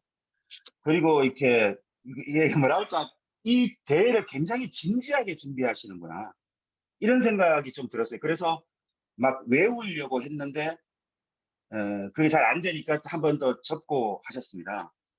근데 저는 지금까지 들었던 연설 중에서는 특히 앞에 한 5분의 4 부분은 가장 쉬운 언어로 잘 다가왔어요.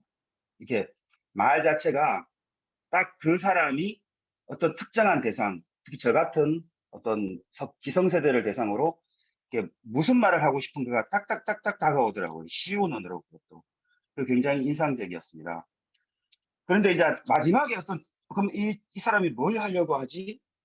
인거에 대해서 잠깐 언급을 한 것 같아요. 뭐 대출 이자를 낮춘다 그랬나? 하여튼 뭔가를 요구는 합니다, 계속. 근데 그 대안 부분이 확 다가오지는 않았다는 그런 좀 생각이 좀 듭니다. 아무튼 회복력이 되게 좋았어요. 만약에 이렇게 저 같은 경우에는 준비를 했는데 중간에 그만두면 막 포기하고 싶고 막 울려는 표정을 뭐 짓고 싶기도 하겠는데, 조희환 참가자님은 분명히 되게 큰 실수이기도 하죠. 근데 두 번째 연설은 집중력 있게 또 그 어떤 연설하는 사람과 연설의 내용, 그리고 어떤 대상자, 이런 것들이 굉장히 잘 저에게는 다가왔다. 이 말씀을 드리고 싶습니다. 전달도 좋았고요. 예, 세 분 다 수고하셨습니다. 감사합니다. 네, 다음 최수연 심사위원님 심사평 듣겠습니다. 네. 세 분 다 고생하셨고요. 먼저 김진성 참가자님 같은 경우에는 스피치를 정말 잘하시는 것 같아요. 되게 전달력이 좋았어요. 딱 듣자마자 '안정적이다.'라는 생각이 드는 스피치였어서 좋았고, 중간에 이런 표현들을 해요. "왜 안 해 주시는 걸까요?" 이렇게 질문을 청중에게 던짐으로써 중간중간 좀 지루할 수 있는 걸 환기시켜 주는 어떤 스킬도 좋았던 것 같아요. 근데 이제 아까 화면을 보니까 너무 카메라를 이렇게 아래로 내려다보는 각도를 가지고 계셔도 약간 이런 느낌이랄까요? 그러니까 이게 화면으로 보여지는 이제 또 스피치다 보니까 지금 딱 윤범기 선배의 그 샷이 되게 안정적이고 좋아요.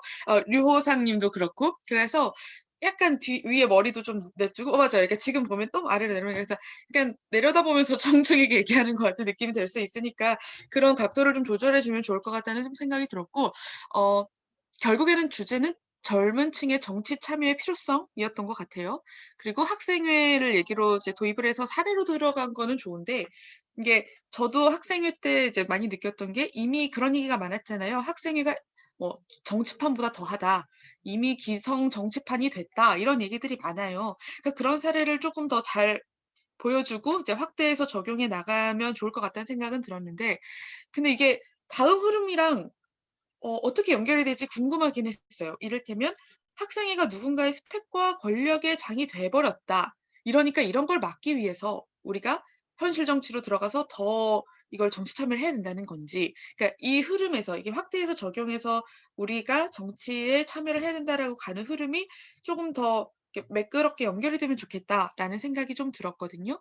그래서 그런 부분들이 좀 좋아서 현실에 대한 무관심 뭐 이런 부분들을 짚어주면은 더 와닿을 것 같다라는 생각은 좀 들었어요. 근데 또 들면서 무슨 생각이 했냐면, 오히려 이제 제가 이 개인적인 느낌은 '근데 요즘에 젊은 층들의 정치 참여가 늘어나지 않았나?'라는 생각이 저는 좀 들었거든요.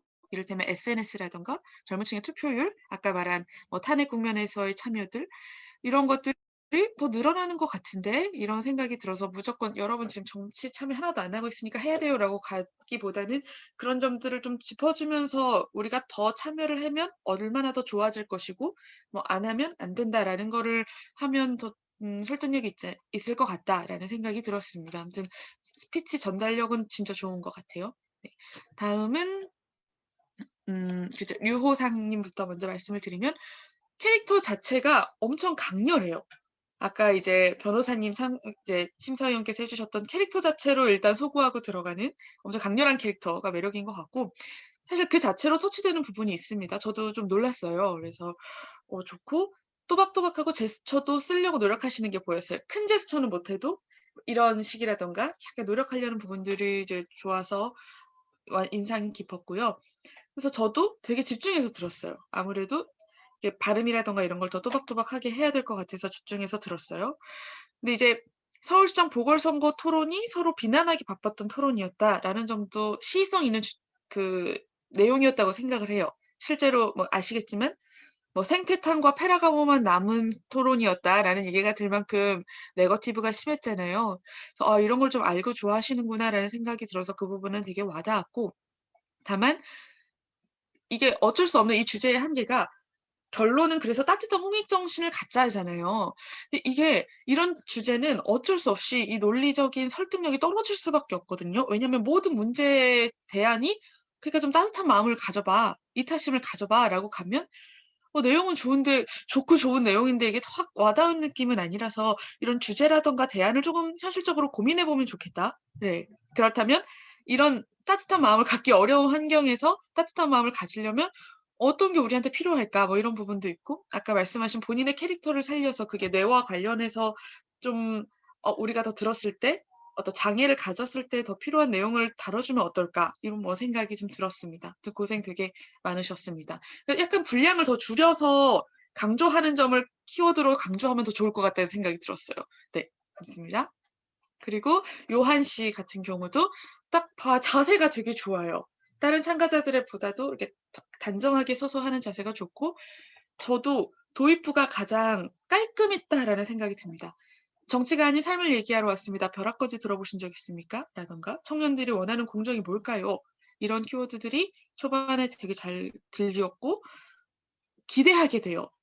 이 연설이 뒤가 뭐가 될까? 그래서 도입부나 초반 부분이 되게 좋았는데 벼락거지 등등에 대한 스토리가 뒤로 가서 어떤 말을 하고 싶은지 조금 불명확해졌던 것 같아요.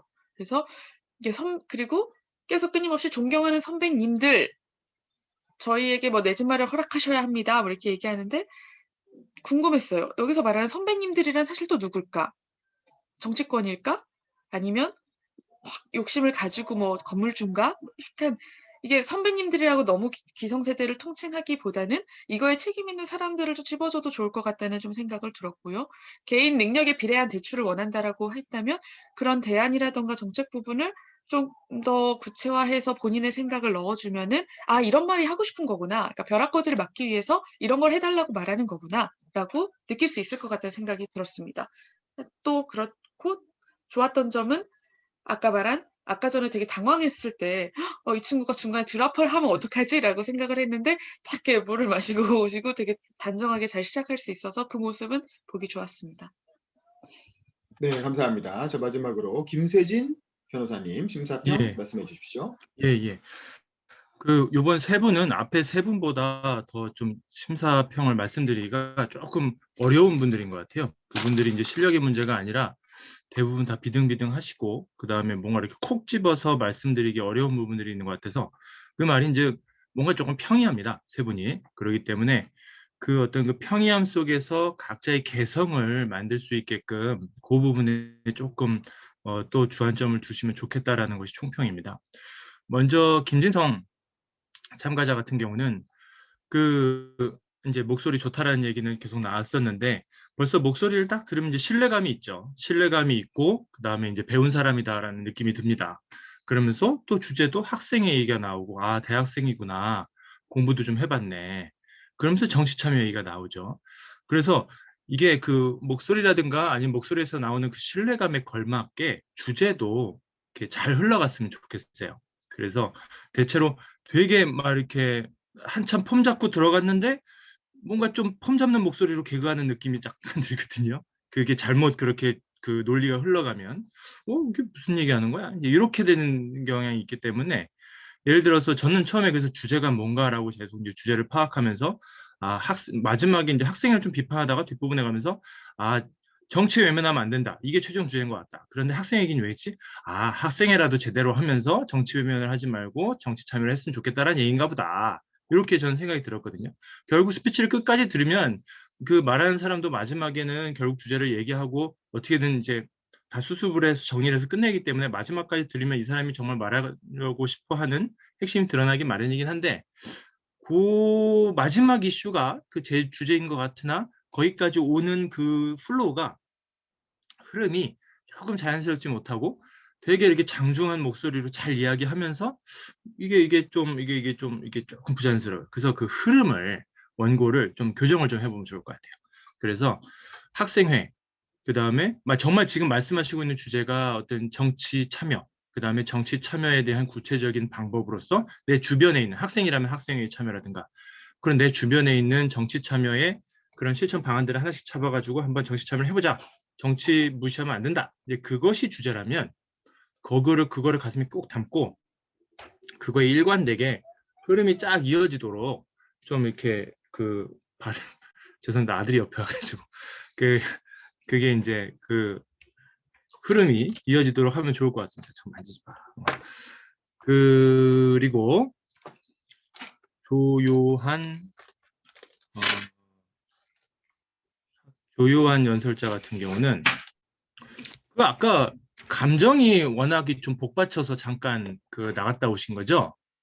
아니면은 뭐 이제 스크립트를 외우려고 했었는데 잊어버려서 당황하신 건가요? 아니면 감정이 복받쳤던 거죠? 음소거 키고 말하면 되나요? 예, 말씀하십시오. 아, 네. 살짝 약간 감정이 울컥한 게 있어가지고, 네. 감정이 잠깐 울컥하신 거죠, 그죠? 네네네. 물 마시고 돌아왔습니다. 예, 저 그 느낌이 딱 들었어요. 이게 스크립트를 잃어버린 게 아니라 저 사람이 너무 감정에 몰입하고 있다. 카보 좀 이따 보자. 그래가지고 이제 너무 몰입. 아, 잠깐 기다려봐. 죄송합니다. 그래가지고 이제 그게 감정 조절이 필요합니다. 그래서 가수나 배우가 연기를 하거나 표현을 하다 울어버리면 안 되거든요. 근데 동시에 또 감정이입은 또 해야 돼요. 그죠? 감정이입은 하되 거기 너무 빠져가지고 울어버리면 안 돼요.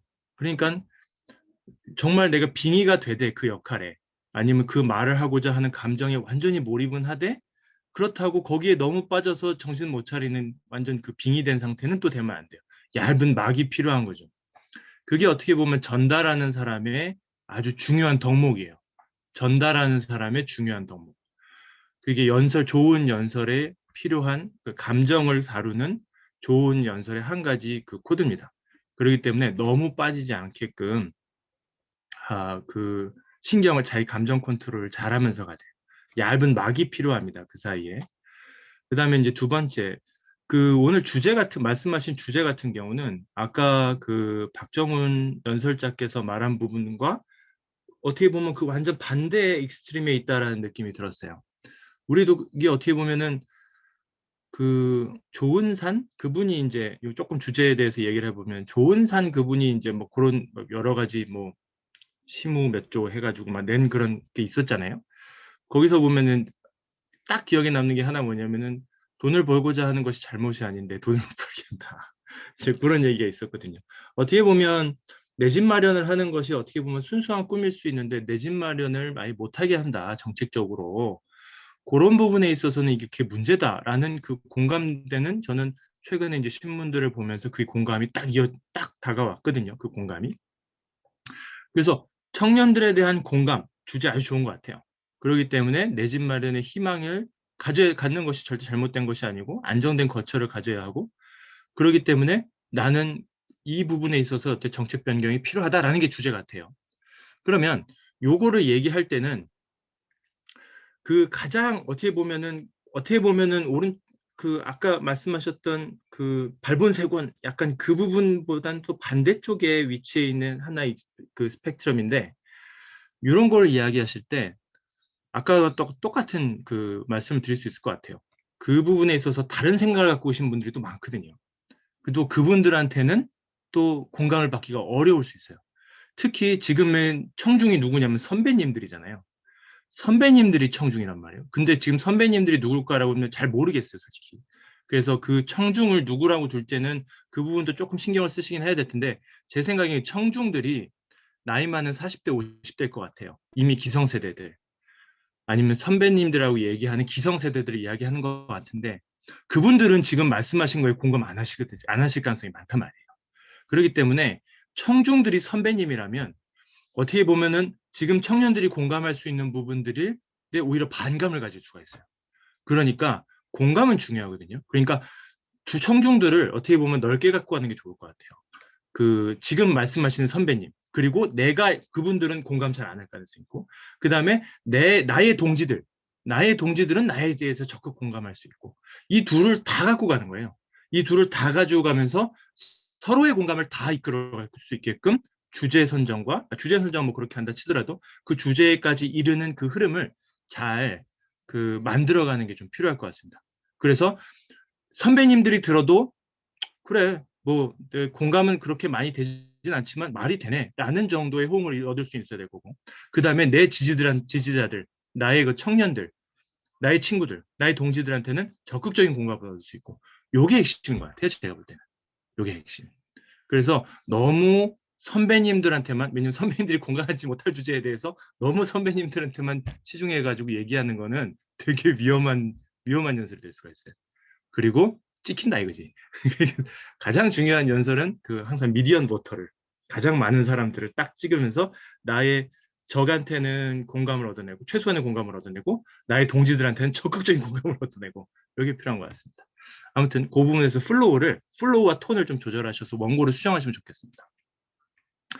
유호상 그 연설자 같은 경우는 아까 말씀하신 것처럼 강렬하죠. 근데 이제 저는 뭐 말씀의 톤이라든가 아니면 발음이라든가 이런 거는 말씀하지 않겠습니다. 왜냐하면 혀 짧은 사람은 혀 짧은 대로 얘기하면 되는 거고, 그 다음에 목소리가 안 좋은 사람은 목소리 안 좋은 대로 얘기하면 되는 거고, 자기가 생긴 대로 얘기하면 되는 거예요. 자기가 생긴 대로. 이게 가장 강력한, 제가 봤을 때는 가장 강력한 말하기 방법이에요. 그렇기 때문에 지금 말씀 아주 잘하셨고, 그 다음에 그 어떤 호소력, 집중 아주 좋습니다. 제가 볼 때는 아주 좋은데, 문제는 이제 그 바른 말을 해야 돼요. 바른 말. 그 다음에 이제 혀가 짧아도 발음은 더 하고 싶은 말은 제대로 해야 되는 거고, 네? 그쵸? 그 다음에 뭐 아무튼 그렇단 말입니다. 그래가지고 저는 이제 이 플로우랑 그 다음에 용어 선택, 주제에 대해서 좀 말씀드릴게요.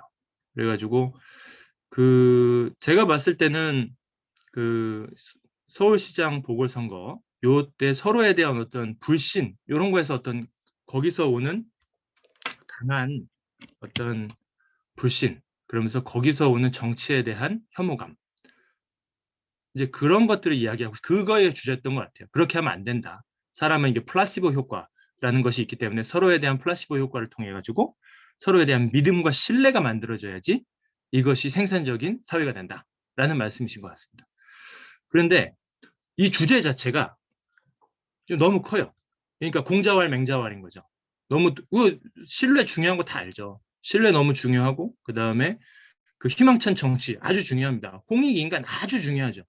아주 강력한 메시지죠. 근데 그렇다고 너무 강력하고 잘 알다 보니까 너무 커요, 주제가. 너무 주제가 커가지고 뭐 오케이 뭐 잘 삽시다. 그래 잘 살아야죠. 그럼 잘 살아야 됩니다. 잘 삽시다. 그럼 어떻게 해요? 잘 살아야 됩니다. 이제 이렇게 되는 거거든요, 이게 연설이.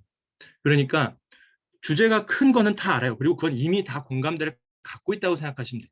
그거를 위해서 구체적으로 어떤 실천이 필요한가, 어떤 걸 알아야 되는가에 대해서 조금 더 좁혀서 토픽을 조금 더 좁혔으면 좋겠다라는 거 하나. 그 다음에 두 번째는 용어를 쓰실 때 남들이 좀 많이 다 알아먹고 쉽게 잠깐 인터넷 서치를 하거나 잠깐 고민을 해보거나 그런 용어들을 쓰면은 조금 그 전달력이 떨어질 수가 있어요. 플라시보, 저도 플라시보 제 기억으로 중학교 때 뭐 생물 시간 때 배웠던 것 같아요, 그죠? 노시보 여기서 좀 당황했어요. 노시보가 뭐지? 노시보가 뭐지? 그래서 저 간단히 찾아봤단 말입니다. 노시보 효과가 이런 거구나. 용어 선택이 있어서 남들이 공감할 수 있는 용어 선택을 써야 돼요. 그래서 플라시보 효과를 오히려 다른 용어로, 남들이 공감할 수 있는 용어로 바꾸기도 하고, 노시보 이런 것도 바꾸기도 하고, 용어를 이렇게 남들이 잘 모르는 용어를 쓰다 보면 저 사람 가방끈 길다고 자랑하는구나라는 어떤 감정적인 반감이 될 수도 있어요.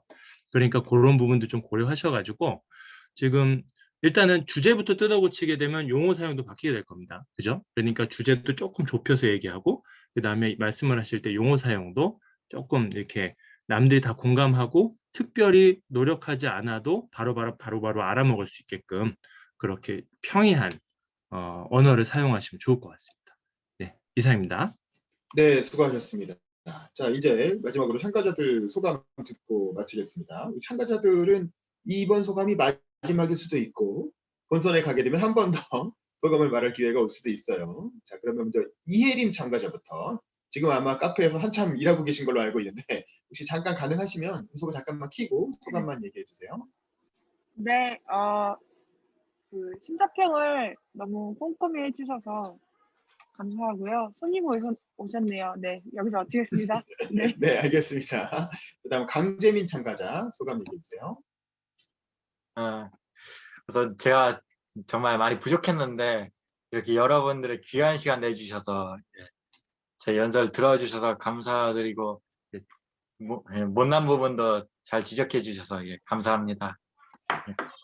네, 그다음 박정훈 참가자님 소감 얘기해 주세요. 확실히 예전은 틀리네요. 그 심사평의 퀄리티가 너무 좋은 것 같습니다. 정말 저도 심사평을 진짜 심사평 해드리고 싶을 정도로 어떻게 그런 걸 다 찝어내시니 너무 진짜 대단하시고요. 정말 저뿐만 아니라 다른 분들한테 이제 조언해 주시는 말들까지 저희가 참작해갖고 더 좋은 연설을 꾸며보도록 하겠습니다. 감사합니다. 네, 감사합니다. 김진성 참가자님 소감 얘기해 주세요. 네, 일단은 다들 너무 저는 참가자분들한테도 많이 배웠고 심사위원분들한테도 많이 배웠는데 네, 제가 부족했다고 생각했던 부분들을 확실히 잘 찝어주셔서 너무 감사했던 것 같아요. 근데 이제 아무래도 네, 뭐 그랬던 것 같고 일단 오늘이 마지막일 수도 있고 아닐 수도 있겠지만 이번 활동 참여하면서 참 많이 배운 것 같아서 감사하다는 생각하고 말씀드리고 싶습니다. 네, 감사합니다. 네, 그다음에 류호상 참가자님 소감 말씀해 주세요.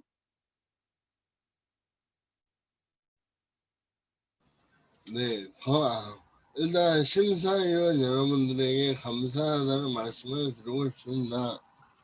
일단 권명태 보좌관님, 최서연 보좌관님, 기자님, 최수연 기자님, 최서연 기자님, 김세진 변호사님, 되게 저의 모자란 점을 찍어주시는 점에 대단히 감사드리고요.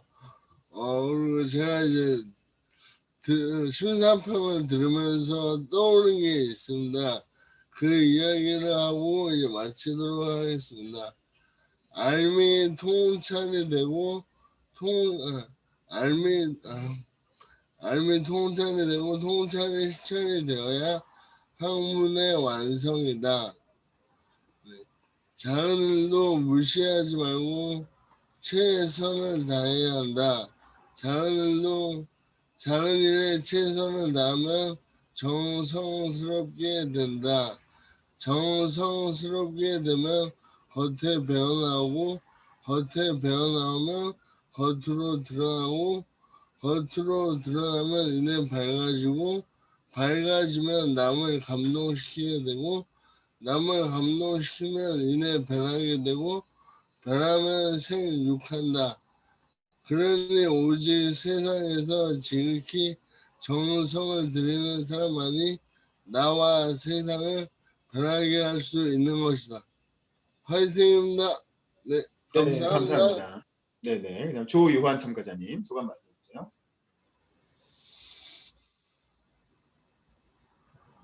네, 음소거 키시고 소감. 네, 저도 먼저 이제 심사위원 분들께 감사 말씀 드리고 싶습니다. 권명태 보좌관님, 최서연 기자님, 김세진 변호사님, 마지막으로 윤범기 기자님 너무 이제 아침부터 귀한 시간 내주셔서 감사합니다.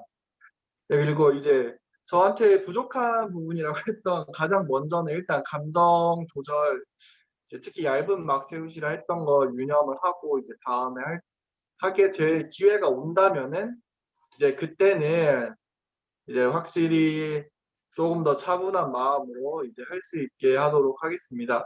그 다음에 이제 대상을 명확하게 하라는 피드백도 굉장히 감사했던 것 같고요. 제 스스로는 이제 뭐 보궐 에피소드나 뭐 이제 그런 이슈로 인해서 기성세대 다수 분들도 이 이슈에 대해서 저와 비슷한 관점을 공유하겠구나 했는데 그렇지 않을 수 있으니까 이제 2030 세대, 특히 90년대생을 포섭해서 이제 연설을 살짝 리모델링 하라는 점은 되게 가슴에 많이 남았던 것 같습니다. 그리고 마지막에 이제 결론 부분에 조금만 더 분명하게 어떠한 대안을 원하는지 한 줄, 두 줄 더 추가를 하도록 하겠습니다. 네, 감사합니다.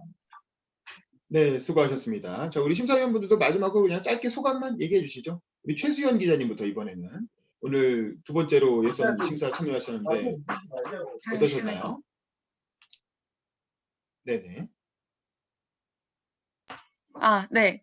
사실 만약에 기회 안 주시면 조금이라도 말씀드리고 싶었는데 다행이에요. 두 번째 왔는데 확실히 더 이제 참가자분들의 어떤 스피치나 연설 능력이 더 뛰어나지고 있다. 점점 나아지고 있다. 이런 생각이 들어서 저 또한 오늘 모두 한 분 한 분한테 되게 감탄도 하고 배우기도 하고 했습니다. 제가 그때는 그렇게 안 했던 것 같은데 이런 생각도 들었고요. 전반적으로 다 너무 잘하시는 것 같고 점수 매기기도 쉽지가 않았어요. 근데 전체적으로 모든 분들에게 드리고 싶은 딱 하나의 피드백은 주제를 좀 앞에 먼저 두 갈씩으로 클리어하게 던지면 좋겠다라는 생각은 들었어요. 계속 들으면서 '주제가 뭐지?' 라고 기다리게 되는 게 모든 분들의 공통점이었던 것 같아서 물론 시작은 사례로 시작을 해도 사례 끝나고 나면 어느 정도는 좀 명확하게 주제를 던지면 훨씬 연설의 이해가 빠르고 더 와닿을 것 같아요. 그래서 그렇게 해 주시면 훨씬 나아지지 않을까라는 생각을 합니다. 다음에 또 뵈면 좋겠습니다. 감사합니다. 네, 감사합니다. 자, 권병태 보좌관님도 짧게 소감 말씀해 주세요. 네. 이게 심사라는 것이 예술도 그렇고 문학평가도 그렇고 100m 달리기가 아니잖아요. 그래서 심사위원들 사이에서도 큰 틀에서는 일치하지만 또 다르게 조금씩 달랐던 부분도 존재하는 것 같아요. 그래서 또한 오늘 심사의 평을 듣고 이제 본선까지 이제 되시면 한 일주일 있잖아요. 그때 또한 예술적으로 자신의 기존 것과 심사위원들이 들었던 것, 심사위원들이 평했던 것들, 요걸 잘 조합하셔서 더 발전된 본선 결과가 나왔으면 좋겠다라는 생각을 합니다. 네, 다들 수고하셨습니다. 토요일 아침부터 감사합니다. 네, 수고하셨습니다. 마지막으로 김세진 변호사님 소감 말씀해 주세요. 네, 제가 심사를 하고 있기는 하나, 제가 저보고 연설하라고 그러면 그렇게 못합니다. 그러니까 일단은 지금 말씀하시는 연설하시는 분들이 다들 훌륭하시다라는 점은 심사위원보다 훨씬 낫고요. 그 다음에 이제 해밍웨이가 그런 얘기를 했더라고요. 해밍웨이가 뭐든지 첫 번째 초안은 다 엉망이다. 그래가지고 first draft of anything is shit라고 합니다. 그래가지고 첫 번째 드래프트는 개똥이다. 항상 수정을 해야 되는 거예요. 항상 수정을 하고 계속 아무리 뛰어난 연설가나 작가나 작문가나 이런 사람도 첫 번째부터 뭔가 이렇게 나올 수는 없어요. 그러니까 계속 수정을 거쳐야 된다는 거. 그게 절대 창피하거나 잘못된 게 아니라는 거. 그거를 생각하시고 하나 써놓고 계속 바꾸고 고치고 그거를 계속 하셔야 됩니다. 그다음에 두 번째 중요한 거는 조금 더 넓게 정말 가슴속에 말씀하시고 싶은 게 있으면 사실은 어떻게 보면은 그게 이제 어떤 절실함이 있고 진짜 말하고 싶은 게 있으면 어떻게든 나오거든요. 그러니까 그게 어떻게 보면 주제의식과도 연결된 부분인데 정말 지금 윤 기자님 저 뒤에 보면 포스터에 내 꿈을 소리쳐라고 돼 있지 않습니까? 소리치고 싶을 만큼 절실한 게 말하고 싶은 게 사실 있어야 돼요. 그런 게 없는 상태에서는 주제가 사실 좀 안 나옵니다. 그러다 보니까 사실 연설이고 연설문이고 온몸으로 쓰는 거예요. 온몸으로 내 시간과 그다음에 내 몸을 들여서 내 온몸으로 쓰는 거거든요. 그만큼 절실한 게 하나 있어야 돼요. 그래서 솔직해져야 됩니다. 내가 정말 원하는 게 뭔가, 내가 정말 원하고 말하고 싶은 게 뭔가. 그렇지 않거나 그런 게 없거나 아니면 그렇지 않은 상태에서 인위적으로 만들면 어떻게든 티가 납니다. 그러니까 솔직해져서 거울을 바라보시면서 솔직함, 내 자신 앞에 솔직함, 내가 뭘 말하고 싶은가, 이거에 대한 통찰을 계속 염두에 두시고 생각해 보시면 좋을 것 같아요. 이상입니다. 네, 감사합니다. 수고하셨고요. 자, 단체 사진 찍고 마무리하겠습니다. 다들 비디오 잠깐만 켜주시고요. 가능하시면. 자, 제가 하나, 둘, 셋 하면 화면 보면서 포즈 취해주세요. 이렇게 이혜린 참가자님 좀 업무하시느라 바쁘신가 봐요. 잠깐만 비디오 켤 수 없나? 네, 욕심인 것 같습니다. 손님 잘 맞이하시고요. 자, 준비. 카메라 보세요. 하나, 둘, 셋. 네, 됐습니다. 수고하셨습니다. 자, 그러면 결과는 나중에 카톡방에 오늘 저녁쯤에 공지하도록 하겠습니다. 1인 처가님이 다시 들어오셨네요. 잠깐만 더 찍겠습니다. 아, 들었다 나갔네. 아쉽다. 어쨌든 고생하셨고요. 자, 그러면 아이고. 그러면 다음 시간에 또 뵙도록 하겠습니다. 들어가세요. 바이바이. 고생하셨습니다. 다들 수고하셨습니다. 예, 네네. 수고하셨습니다. 네네. 본선 때 봬요.